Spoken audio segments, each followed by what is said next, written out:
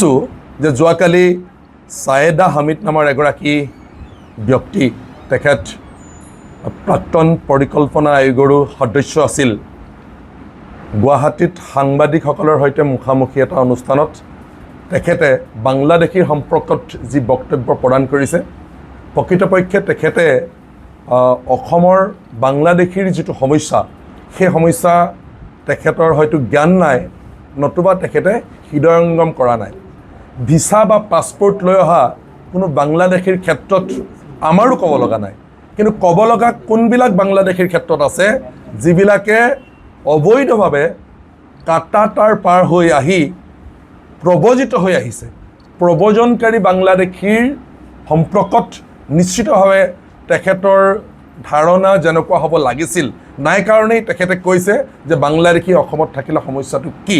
বাংলাদেশী অসমত থাকিলে নিশ্চিতভাৱে সমস্যা আছে কাৰণ অসমৰ জনগাঁথনি ইতিমধ্যে পৰিৱৰ্তন হৈছে আৰু আমি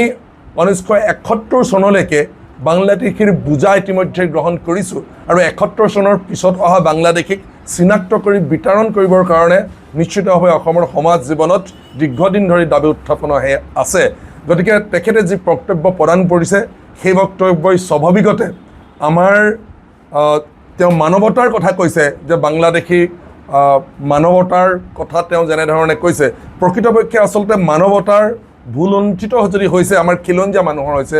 অসমীয়া মানুহৰ হৈছে থলুৱা ভূমিপুত্ৰৰ হৈছে এইকাৰণে হৈছে যে অবাধ গতিত অসমৰ যেনেধৰণে জনগাঁথনি পৰিৱৰ্তন হৈছে সেই জনগাঁথনি আপোনালোকে দেখিছে প্ৰব্ৰজিত আৰু আগ্ৰাসিত দুই ধৰণে জনগাঁথনি পৰিৱৰ্তন হৈছে গতিকে এই সৰ্বভাৰতীয় যিবিলাক নেতা অসমলৈ আহে তেখেতে ভাৰতবৰ্ষৰ প্ৰকৃত ছবিখন যেনেধৰণে দেখিছে সেই ভাৰতবৰ্ষৰ প্ৰকৃত ছবিখনতকৈ যে অসমৰ ছবিখন সুকীয়া সেই কথাটো তেওঁলোকে হৃদয়ংগম নকৰে কাৰণে এনেধৰণে বক্তব্য প্ৰদান কৰিছে সেই বক্তব্যত আমি অসম জাতীয়তাবাদী যুৱ ছাত্ৰ পৰিষদে বিৰোধিতা কৰিছোঁ তীব্ৰ নিন্দা কৰিছোঁ এনেধৰণৰ বক্তব্যৰ পৰা বিৰত থাকিবৰ কাৰণে আমি আহ্বান জনাইছোঁ তাৰ লগে লগে এই কথাও ক'ব লাগিব যে আমাৰ যিসকল অসমৰ নেতাই তেখেতসকলক ইয়ালৈকে অসমলৈকে আমন্ত্ৰণ কৰি আনিছিল সেই সভাখনত অংশগ্ৰহণ কৰিবৰ কাৰণে সেইসকলেও এটা কথা বুজাটো উচিত বা বুজাই দিয়াটো তেওঁলোকক উচিত যে কেৱল মাত্ৰ বিৰোধিতা কৰিবৰ কাৰণে যাতে আমি বিৰোধিতা নকৰোঁ সমস্যাটো হৃদয়ংগম কৰি প্ৰকৃত সমস্যাটোক লগত তেওঁলোকক কেনেধৰণে জড়িত কৰাব পৰা যায় সেই বিষয়টো যদি আমাৰ নেতাসকলে তেওঁলোকক অৱগত নকৰে নিশ্চিতভাৱে